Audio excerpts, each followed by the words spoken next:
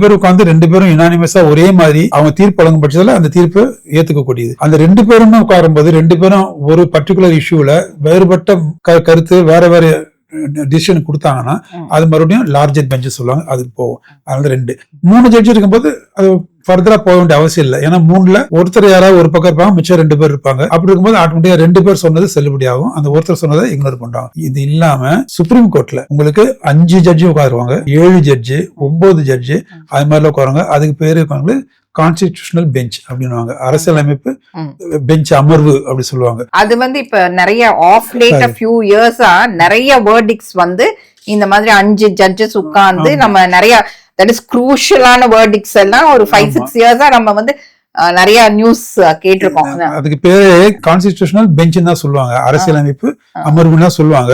அது ஏன் அப்படி சொல்றாங்கன்னா அது மத்த கேஸ் எல்லாம் அது மாதிரி ரொம்ப எவ்வளவுதான் சென்சிட்டிவ் கேஸா இருந்தாலும் அது எடுக்கணும்னு அவசியம் இல்லை.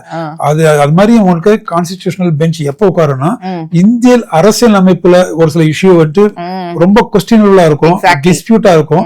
அப்படிங்கும்போது அது இன்டர்பிரட் பண்றது நம்ம அரசியல் அமைப்புல அரசியல் சாசனத்துல இது இப்படிதான் சொல்லியிருக்குது, அதை இப்படிதான் நம்ம புரிஞ்சுக்கணும், இப்படி புரியுது தப்பு அப்படின்னு அது சொல்றதுக்கு ஒரு சில விஷயம் மேட்டர் வரும். அந்த மாதிரி டைம்ல அது மாதிரி உட்காரும்.